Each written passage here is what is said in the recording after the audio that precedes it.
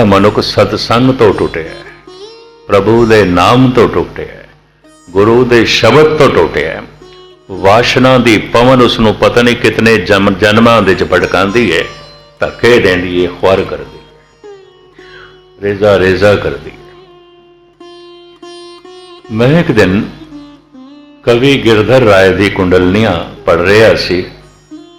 ਇੱਕ ਮਹਾਨ ਕਵੀ ਹੋਇਆ, ਬ੍ਰਿਜ ਭਾਸ਼ਾ ਦਾ ਸੰਤ ਕਵੀ ਸੀ। ਜੰਗਲ ਵਿੱਚੋਂ ਲੰਘਿਆ ਜਾ ਰਿਹਾ ਸੀ, ਪਤਝੜ ਦੀ ਰੁੱਤ,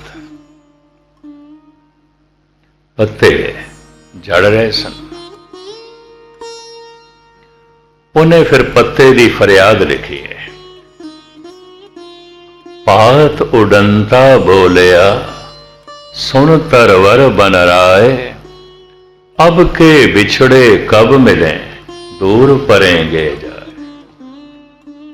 बिछड़ गया तैथों, टुट गया, ये हवा बहुत दूर ले जाएगी, फिर कदों मिलना होगा।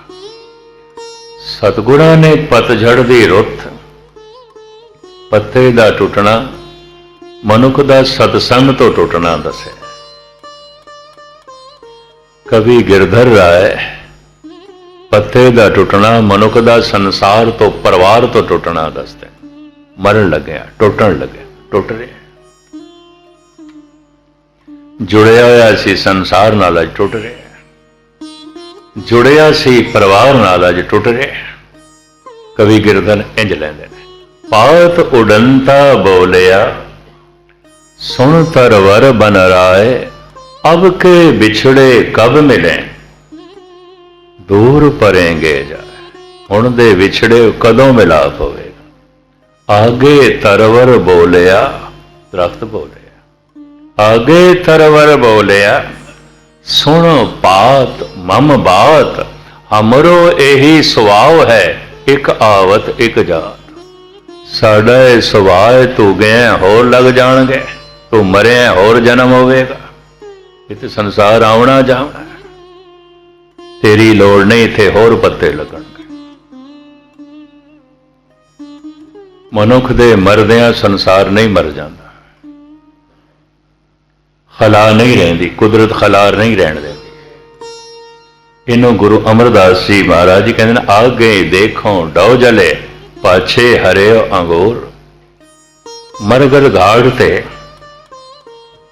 रिश्तेदार गए ने, अर्थी जला के आए ने, लाश जला के आए ने, घर दे च एक बच्चे का जन्म होया, पाछे हरियो अंगूर, आगे देखो डौ जले। एक नू फूक के आए ने, एक दा जन्म होया। कवि गिरधर ठीक कह रहे हैं। पात उड़ंता बोलिया सुन तरवर बन राय, अब के बिछड़े कब मिले दूर परेंगे जाए।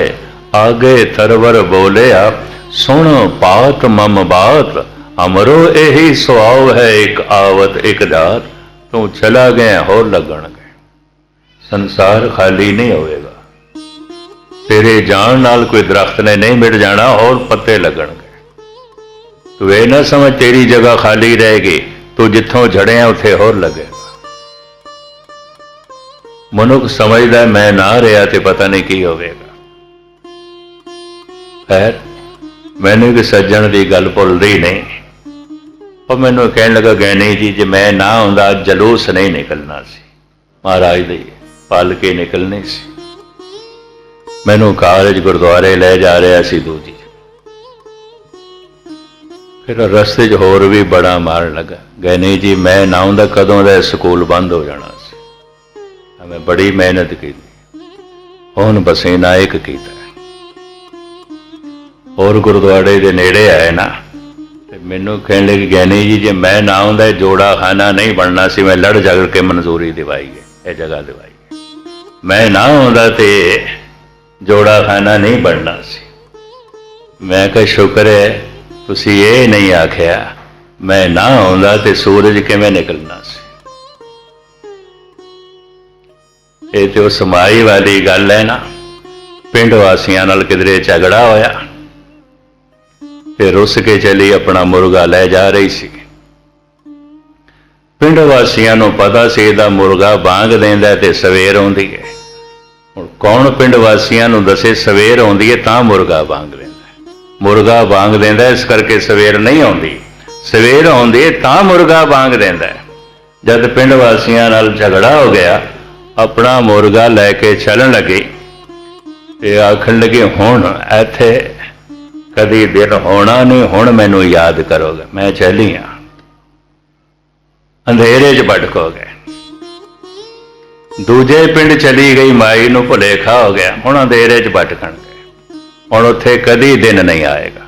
ਯਕੀਨ ਜਾਣੋ ਹਰ ਹੰਕਾਰੀ ਮਰਨ ਲੱਗਿਆ ਸੋਚਦਾ ਕਿਵੇਂ ਸੰਸਾਰ ਚਲੇਗਾ, ਕਿਵੇਂ ਪਰਿਵਾਰ ਚਲੇਗਾ, ਕਿਵੇਂ ਉਹ ਕੰਮ ਹੋਵੇਗਾ, ਕਿਵੇਂ ਉਹ ਕੰਮ ਹੋਵੇਗਾ। ਉਹ ਕੌਣ ਦੱਸੇ ਤੈਨੂੰ? ਨਸੀਹਤਨਾਮਾ ਹੈ ਗੁਰੂ ਨਾਨਕ ਦੇਵ ਜੀ ਮਹਾਰਾਜ ਦਾ। ਕੀਤੀ ਗਈ ਦੇਖ ਵਾਜੇ ਵਜਾਏ, ਵਹੀ ਏਕ ਰਹਿਸੀ ਜੋ ਸਾਚਾ ਖੁਦਾ ਹੈ। ਮੈਂ ਵੀ ਕਿਧਰੇ ਉਹਨੂੰ ਕਹਿ ਬੈਠਾ, ਮੈਂ ਕਿਹਾ ਤੂੰ ਮਰ ਕੇ ਦੇਖ, ਗੁਰਦੁਆਰੇ ਵੀ ਬਣਦੇ ਰਹਿਣਗੇ, ਸਕੂਲ ਵੀ ਚੱਲਦੇ ਰਹਿਣਗੇ, ਜੋੜੇ ਖਾਨੇ ਵੀ ਬਣਦੇ ਰਹਿਣਗੇ, ਲੰਗਰ ਵੀ ਚੱਲਦਾ ਰਹੇਗਾ। ਯਕੀਨ ਜਾਣੋ ਦੂਜੇ ਦਿਨ ਮੈਨੂੰ ਲੈਣ ਵਾਸਤੇ ਹੀ ਨਹੀਂ ਆਇਆ, ਮੈਨੂੰ ਟੈਕਸੀ ਕਰਨੀ ਪਈ। ਔਖਾ ਹੋ ਗਿਆ, ਔਖਾ ਹੋ ਗਿਆ। ਮਨੁੱਖ ਨੂੰ ਇਹ ਭੁਲੇਖਾ ਹੈ ਮੈਂ ਨਾ ਹੋਵਾਂ ਤੇ ਇਹ ਕੰਮ ਕਿਵੇਂ ਹੋਏਗਾ, ਮੈਂ ਨਾ ਹੋਵਾਂ ਤੇ ਇਹ ਕੰਮ ਕਿਵੇਂ ਹੋਏਗਾ। ਇਹ ਸ਼ੁਕਰ ਹੈ ਜੇ ਇਹ ਨਹੀਂ ਕਹਿੰਦਾ ਜੇ ਮੈਂ ਨਾ ਹੋਇਆ ਸੂਰਜ ਕਿਵੇਂ ਨਿਕਲੇਗਾ, ਸੂਰਜ ਕਿਵੇਂ ਚੜੇਗਾ। ਸਭ ਕੁਝ ਹੁੰਦਾ ਰਹਿੰਦਾ ਹੈ, ਕੁਦਰਤ ਖਲਾ ਨਹੀਂ ਰੱਖਦੀ। ਮਨੁੱਖ ਨੂੰ ਐਵੇਂ ਭ੍ਰਾਂਤੀ ਹੈ। ਸਤਿਗੁਰੂ ਕਹਿੰਦੇ ਨੇ ਪੱਤਰ ਭੁਰਜੇਣ ਜੜੀਆਂ ਨੇ ਜੜੀਆਂ ਪੇੜ ਸੰਪਤਾ ਨਾਮ ਬਿਹੋਨ ਬਿਖਮਤਾ ਨਾਨਕ ਬਹੰਤ ਜੌਨ ਬਾਸਰੋ ਰਹਿਣੀ। ਜਿਵੇਂ ਪਤਝੜ ਦੀ ਰੁੱਤ 'ਚ ਪਤਾ ਦਰਖਤ ਨਾਲੋਂ ਝੜ ਜਾਂਦਾ ਹੈ ਤੇ ਪਵਨ ਦੂਰ ਦੁਰਾਡੇ ਲੈ ਜਾਂਦੀ ਹੈ, ਭਟਕਾਉਂਦੀ ਹੈ, ਉਸ ਨੂੰ ਟੁੱਟ ਕੇ ਭਟਕਦਾ ਹੈ। ਇਸ ਤਰ੍ਹਾਂ ਜਿਹੜਾ ਮਨੁੱਖ ਸਤਸੰਗ ਤੋਂ ਟੁੱਟ ਜਾਂਦਾ ਹੈ, ਪ੍ਰਭੂ ਦੇ ਨਾਮ ਤੋਂ ਟੁੱਟ ਜਾਂਦਾ ਹੈ, ਵਾਸ਼ਨਾ ਦੀ ਪਵਨ ਪਤਾ ਨਹੀਂ ਕਿਤਨੇ ਜਨਮਾਂ 'ਚ ਪਾਉਂਦੀ ਹੈ। ਨਾਨਕ ਬਹੰਤ ਜੌਨ ਬਾਸਰੋ ਰਹਿਣੀ, ਪਤਾ ਨਹੀਂ ਕਿਤਨੀਆਂ ਜੂਨਾਂ 'ਚ ਧੱਕੇ ਖਾਵੇ। ਨਾਮ ਬਹੋਨ ਬਿਖਮਤਾ ਨਾਨਕ ਬਹੰਤ ਜੌਨ ਬਾਸਰੋ ਰਹਿਣੀ। ਅਗਲੇ ਵੀ ਇੱਕ ਦੋ ਸ਼ਲੋਕ ਸਰਵਨ ਕਰ ਲੋ, ਇੱਕ ਦਫਾ ਪਿਆਰ ਨਾਲ ਆਖੋ ਸਤਨਾਮ ਸ੍ਰੀ ਅਕਾਲ।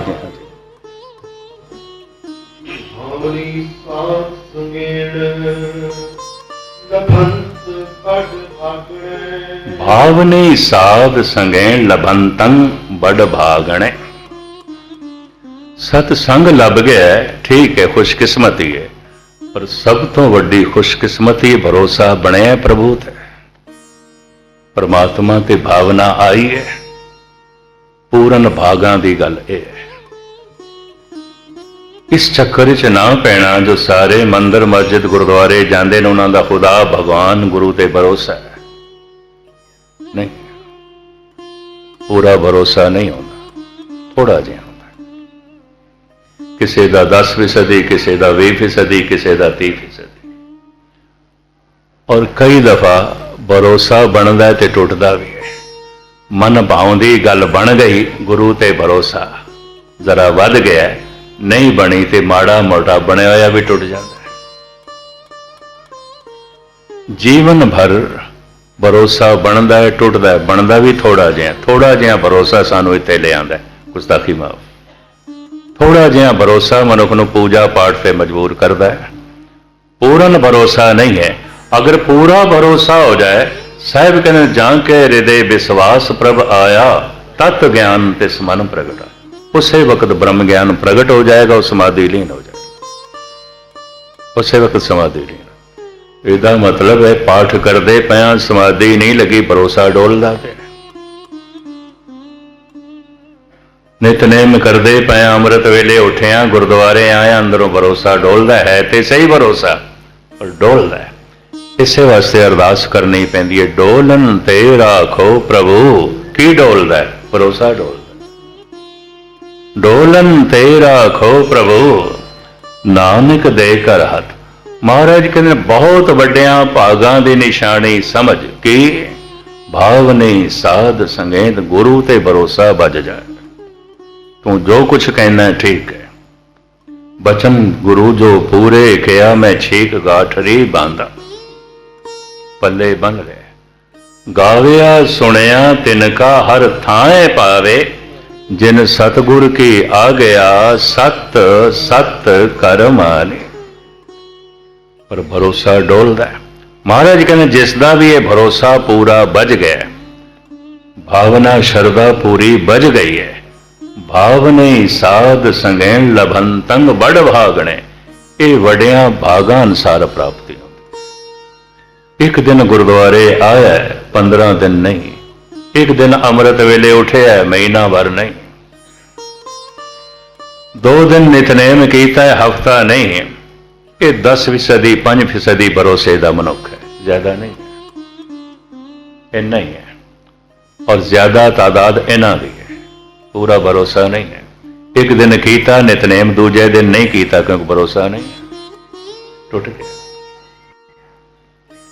एक दिन गुरुद्वारे आया है, दूजे दिन नहीं। यकीन जानो सही मैने पूर्ण रूप विच उस दिन समझ लो ये मनुख गुरुद्वारे आया है, भरोसा पूरा। जिस दिन भरोसा पूरा है, समाधि लग जाएगी, परम आनंद की प्राप्ति हो जाएगी। भावने साध संगैन लभंतंग बड़ भागने, वड्या भागा अनुसार भावना की प्राप्ति होती है, शरदा की प्राप्ति होती है। ठीक है, सत्संग मिल गया, आ गया मनुख, पर भावना पूरी बन जाए, ये वड्या भागा की निशानी है, खुशकिस्मती की निशानी है। दूजी पंक्ति आप श्रवण करो। हाँ जी।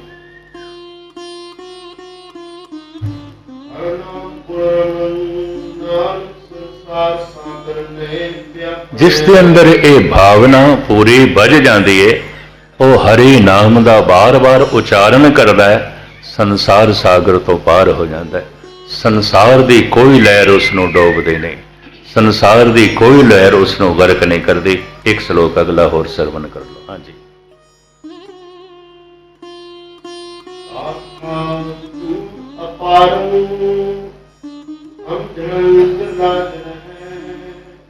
ये जो गाथा है, प्रभु की कथा है, गूढ़ है। गूढ़ कहते हैं गहरी है, बारीक है। दुनिया में कई मजमून ने पढ़े जाते हैं, पढ़ाए जाते हैं, स्कूल ने, कॉलेज ने, यूनिवर्सिटीज ने। ये ठीक है, किसी भी कॉलेज स्कूल के धर्म का मजमून नहीं पढ़ाया जाता, कहते लोड़ नहीं है। मैं कहना ना बारीक इतना है, पढ़ाने वाले पढ़ा नहीं सकते। की प्रिंसिपल नूं पता है धर्म की आउंदा, की प्रोफैसर नूं पता है, की टीचर नूं पता नहीं पता। अगर धर्म स्कूल दे च नहीं पढ़ाया जाता, इसदा यह मतलब नहीं उसकी लोड़ नहीं, धर्म पढ़ाने की समर्था नहीं है, इतनी सूझ नहीं है कि धर्म पढ़ सके कोई मनुख। ऐसा शौक भी नहीं है, क्यों ऐसी अकल भी नहीं है। बारीक अकल का मनुख पढ़ा सकता है और श्रद्धा भावना वाला पढ़ सकता है, ये दोवें नहीं ने। तो स्कूल हर तरह की विद्या दे रहे हैं, कॉलेज हर तरह का ज्ञान दे रहे हैं, सिर्फ परमात्मा का ज्ञान नहीं, जबकि सब तो पहले परमात्मा का ज्ञान होना चाहिए। ये नहीं है। बाकी हर तरह की सोच समझ यूनिवर्सिटी तो मिल रही है, कॉलेजां तो मिल रही है, स्कूलों तो मिल रही है। नहीं समझ मिल रही तो केवल परमात्मा की हर तरह की समझ देने वाले मौजूद ने, प्रोफैसर टीचर दे रहे हैं। इस तरह का मनुख जो प्रभु की समझ दे नहीं ने। खाली ने स्कूल, खाली ने कॉलेज। इस वास्ते कह सकते हैं सियाणा होगा प्रिंसिपल प्रोफैसर, पर है अधार्मिक। बच्चे बहुत सियाणे होंगे, बहुत सारे मजमून पढ़ लें, पर है ना धार्मिक। धर्म बड़ा बारीक विषय, अत्यंत बारीक विषय। इस तरह न समझ लेना कि धर्म कोई मोटी गल है, इतना होर कोई मजमून बारीक नहीं। बड़ी गहरी एकाग्रता चाहिए है, तां जाके किधरे कुछ गल पल्ले जो है पैंदी है।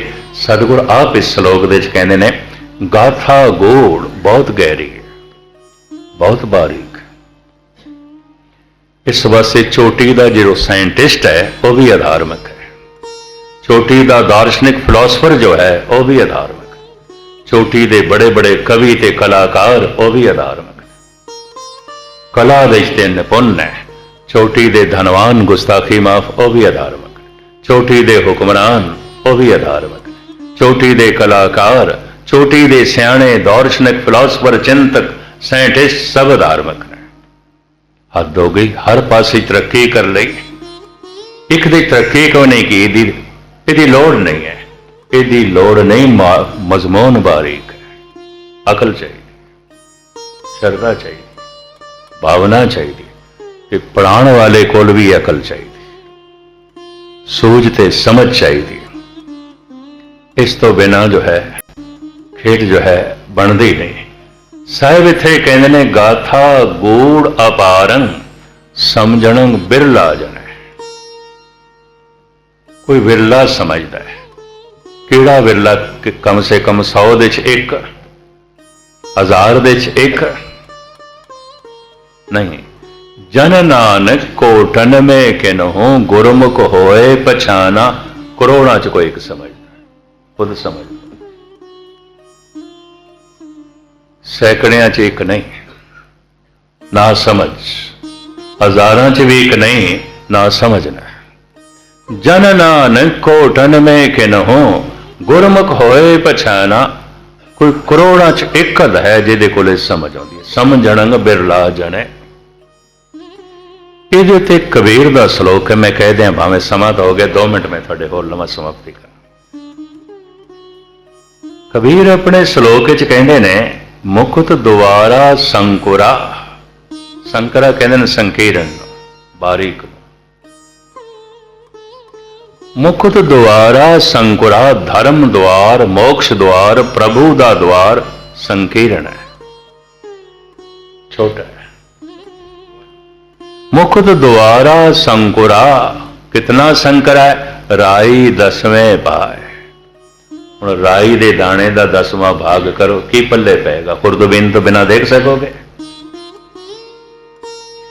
यकीन जानो ये भी मजबूरी च कबीर नूं कहना पे, वरना इस तो भी बारीक है। होर बारीक की उदाहरण देना? मुकुत द्वारा संकुरा, राई 10वें बाए, मन तो मैगल होए रहा, निकसिया क्यों कर जाए? मन हाथी है किवें लंघे? अकल ते हाथी है, मोटी अकल है, मोटी गल समझती है, बारीक नहीं। दूर क्यों जाओ? अमेरिका का शहर न्यूयॉर्क। एक सज्जन मैनू कहन लगा, गैनी जी थोड़ा जिहा हास रस भी सुना दिता करो, थोड़ी गल सुनद्या सुनद्या सिर भारा हो जाता। मैं क्या तुसी सत्संग दे च आए हो कि किसी थिएटर दे च आए हो? कथा सुनन आए हो कि किसी मस्खरे नूं सुनन आए हो? तालमेल नहीं बैठता। एक फिल्मी गीत मनुख सुन रहा है, रीढ़ की हड्डी सीधी हो जाती है, सिर उच्चा हो जाता है, तालमेल बैठ जाता है, रस बन जाता है। अक्सर मंदिर मस्जिद गुरुद्वारियां च लोग सिर ढा के बैठे होंगे, तालमेल नहीं बैठता।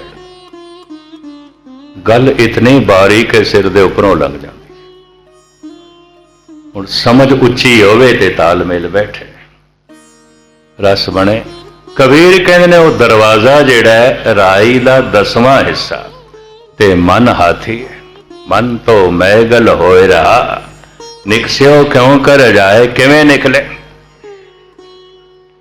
दरअसल कबीर ये कह रहे हैं, परमात्मा की गल अत्यंत बारीक है, मोटी अकल नूं समझ च नहीं आउंदी।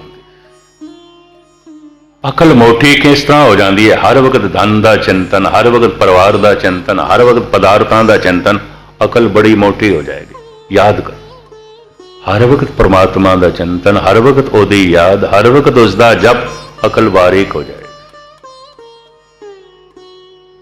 इस वास्ते ते बनारस दे मुखी ब्राह्मण नूं रविदास दे कदमां ते मत्था टेकना पिया, जबकि रविदास अनपढ़ सी।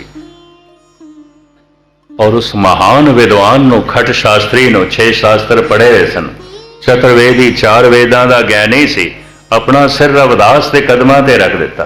खुद रविदास कहते ना, विपर ते प्रधान करे डंडौत, तेरे नाए सरनाए रविदास दासा।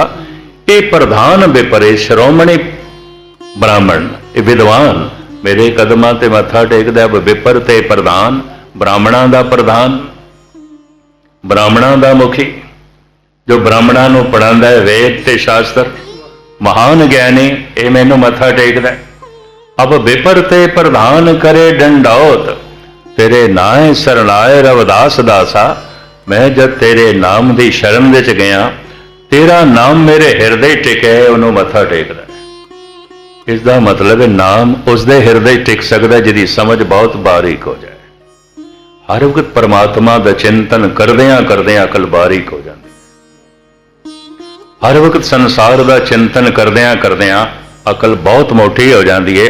बोल के भी कभी सियाणा ना समझ लेना उस मनुख नूं जिहदे अंदर कोई रब्बी प्यार नहीं, तो रब के मार्ग ते नहीं चल रहा, बड़ी मोटी अकल का मालक होएगा।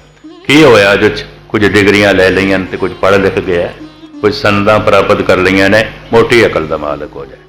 ये नाल कोई अकल बारीक नहीं होंदी। अकल बारीक होंदी है परमात्मा के चिंतन दे नाल। उन्होंने याद करदियां करदियां मनुख की समझ बारीक हो जाती है। और हर वक्त संसार क्योंकि अस्थूल है, मोटा है, पदार्थ परिवार, इहदा ही चिंतन, इहदी याद अकल नूं मोटा कर देंदी है। इस वास्ते साहिब कहते गाथा गूढ़ अपारन, परमात्मा की कथा होए जो गाथा जिहदे श्लोक सतगुर दर्ज पे करते हैं, बयान पे करते हैं, ये गूढ़ है, बड़ी बारीक है।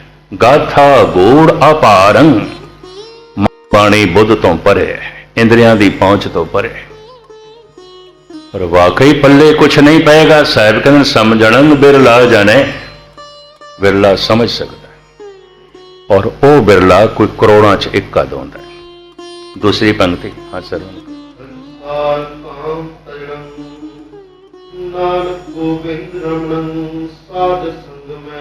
अकल बारीक किवें होवे, इस अपार ते गूढ़ कथा की समझ पै सके तो अकल नूं बारीक किवें करनी है।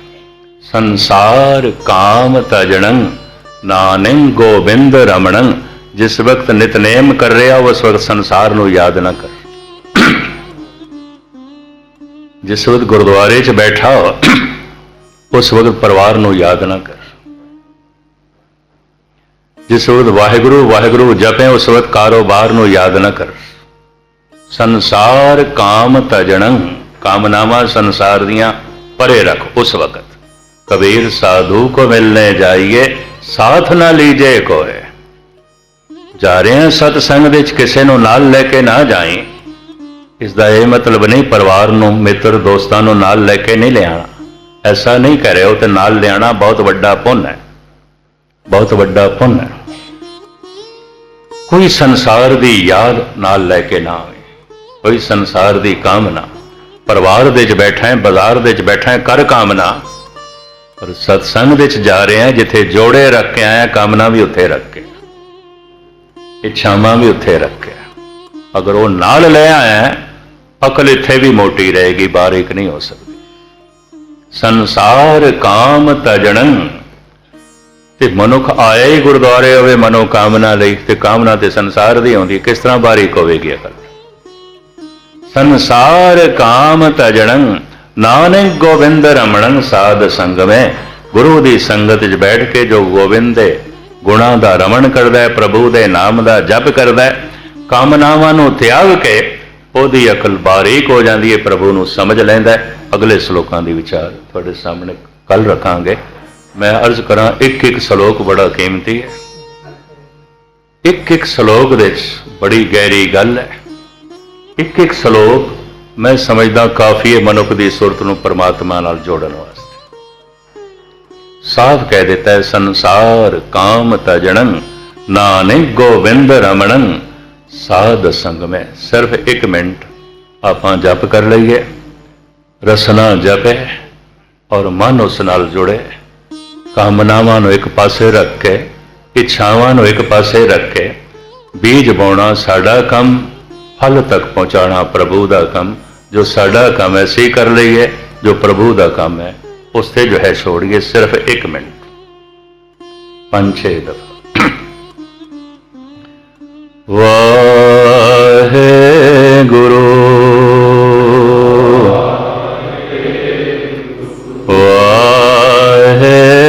गुरु वाहे गुरु वाहे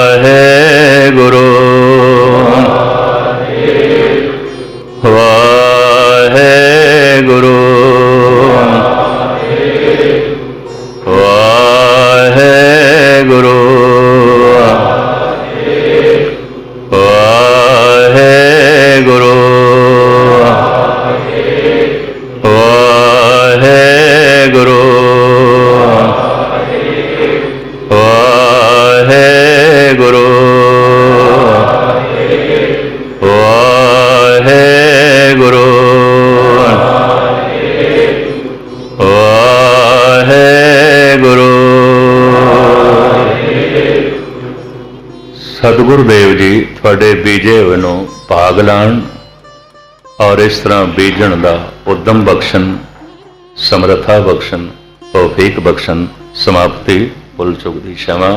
वाहिगुरू जी का खालसा